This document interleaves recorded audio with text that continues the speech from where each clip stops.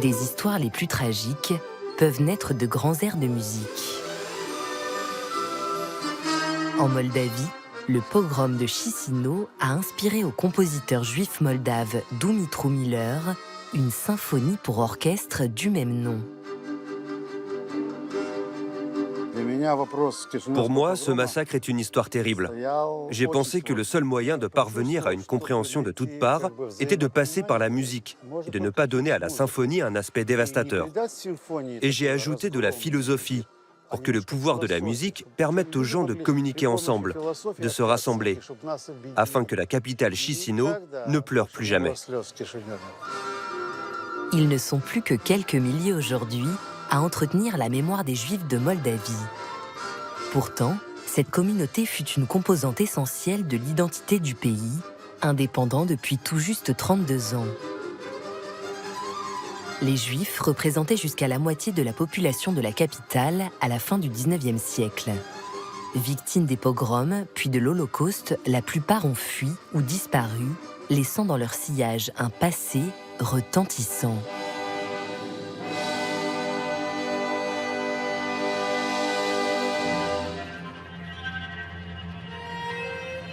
Depuis des siècles, la Moldavie est un carrefour stratégique entre Orient et Occident. Les premiers Juifs y seraient arrivés en tant que marchands avec les légions romaines au début de notre ère. Peu à peu, ils se sédentarisent dans ce pays.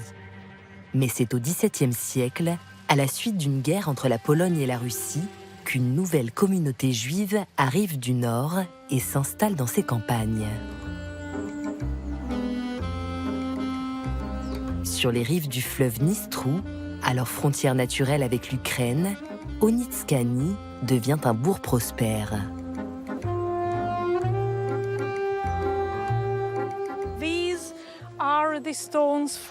Là, ce sont des pierres de l'ancien cimetière juif qui remontent, comme nous l'avons fait expertiser, au début du XVIIIe siècle.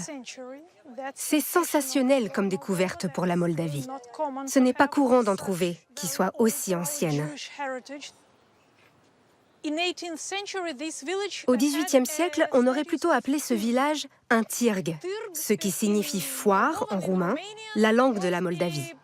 Parce qu'il y a d'abord eu une place de marché, autour de laquelle s'est développé le village, et à l'époque, ce ne sont pas toutes les villes qui pouvaient avoir leur propre marché, et ça, c'est l'apport des Juifs. Ce sont eux qui ont créé le marché ici.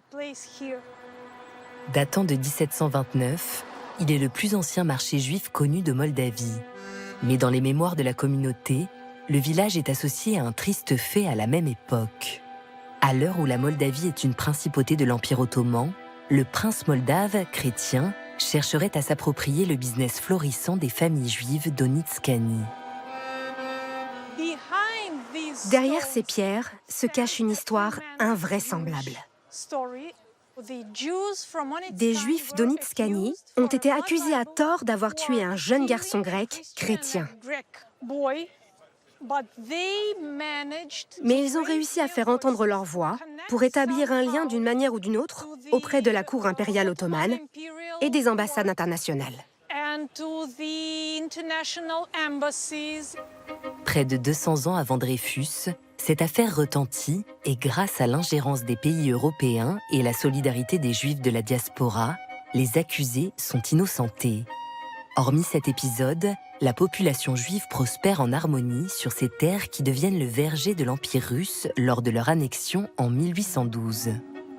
Chisinau devient la ville principale de Bessarabie et l'Empire encourage la colonisation de cette région peu développée par des incitations fiscales. Vivent ici Russes, Ukrainiens, Roumains, Polonais, Allemands, Arméniens, Grecs et Roms de toutes confessions. Les Juifs du monde entier s'y retrouvent aussi chez eux. Les institutions dédiées au judaïsme foisonnent à travers la ville. Nous sommes dans une des seules rues qui porte encore un nom lié à notre héritage, celui du rabbin Tzirelson, qui était le grand rabbin de Chisinau.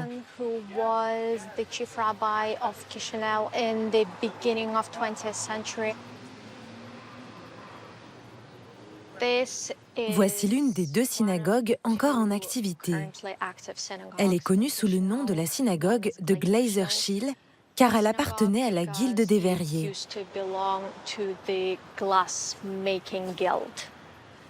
À la fin du 19e siècle, il y avait environ 100 000 personnes à Chisinau, dont près de la moitié étaient juives, soit 50 000. Bien sûr, ils ont tous besoin d'un lieu de prière, d'un lieu d'apprentissage, car la synagogue est un lieu d'apprentissage, de prière et de rencontre. Il y en avait environ 70 répartis dans toute la ville, parce que nous n'avons jamais eu de ghetto. Nous n'avons jamais été confinés dans des zones spécifiques. Nous, les Juifs, nous étions aux quatre coins de la ville à cette époque. À la fin du 19e siècle, Chisinau compte aussi 16 écoles juives avec plus de 2000 élèves. Parmi les personnalités du judaïsme de la région, le futur fondateur et maire de Tel Aviv, Meir Dizengoff. La Moldavie prend des allures de Yiddishland aux yeux de la communauté juive internationale. Un refuge dans cette région aux confins de l'Empire russe, où les Juifs échappent encore aux persécutions. Nous nous trouvons à la croisée des chemins des Juifs d'origine séfarade qui sont venus de la Turquie vers l'Europe et des Ashkénazes qui sont venus d'Espagne, de Pologne et de l'Est. Nous avons donc ces deux cultures juives différentes et j'en suis fière. C'est quelque chose que je n'échangerai jamais contre quoi que ce soit, parce que je suis moldave et que je suis également juive. Je parle aussi le russe. Tout ça fait partie de moi.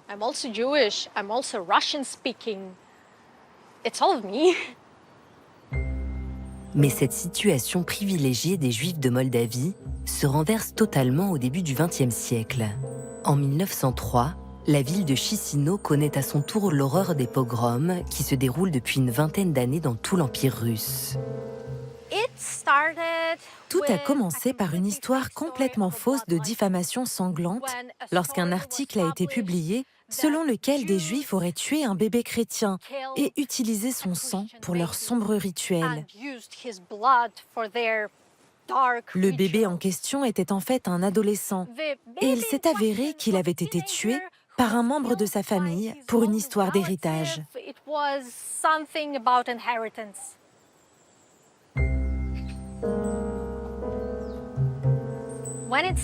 Au début, les gens ont tenté des choses.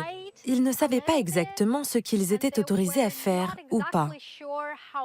Il y a donc eu une petite foule de chrétiens qui a cassé quelques fenêtres. Et aucune réaction. La police ne les a pas poursuivis. Rien. Alors, ils ont réalisé qu'ils pouvaient passer à l'action. Le deuxième jour, il y a donc eu une foule beaucoup plus importante. Tous étaient saouls et se sont précipités dans la ville comme une vague, détruisant toutes les maisons juives qui se trouvaient sur leur passage.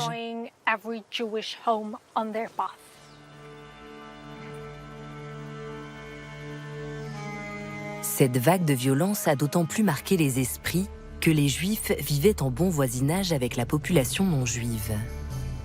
Une histoire que Lisa porte en elle à travers celle de ses ancêtres.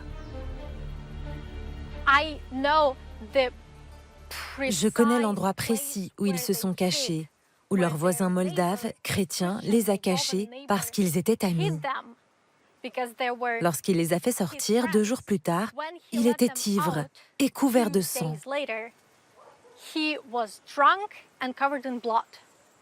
Il a donc participé au pogrom.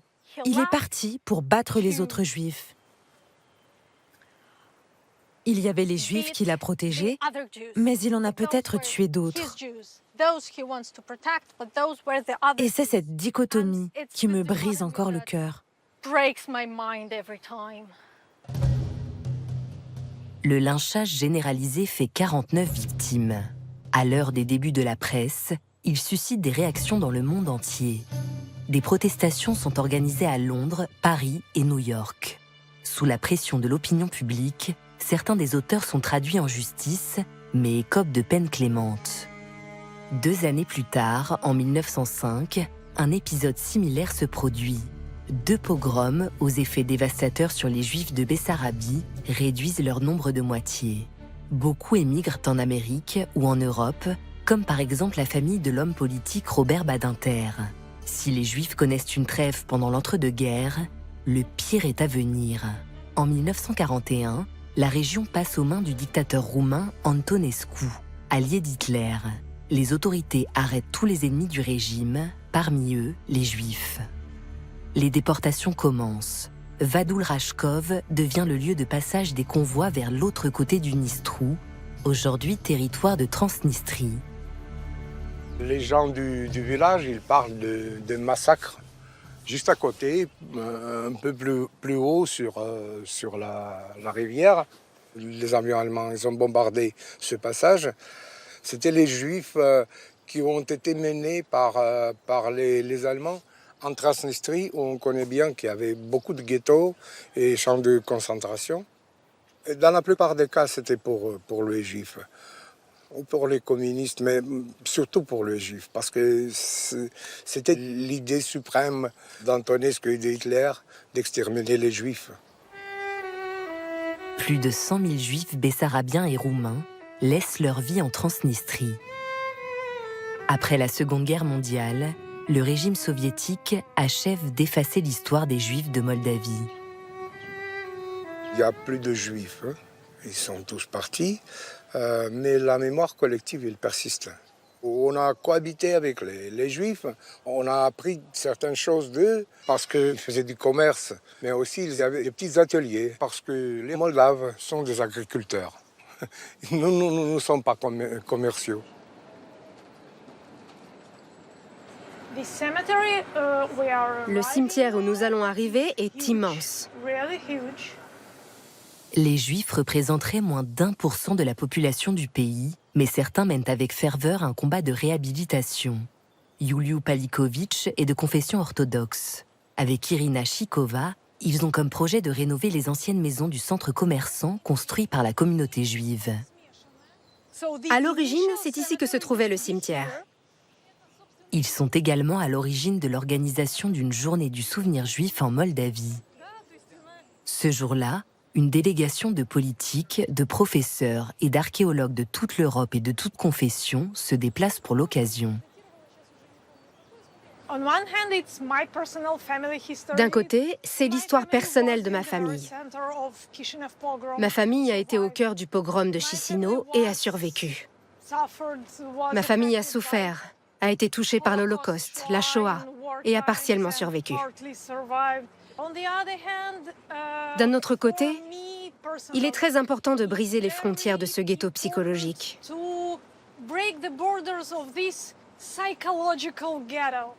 Je n'ai pas l'impression d'appartenir à ce ghetto, de ne vivre qu'au sein de la communauté juive, juste dans la culture juive.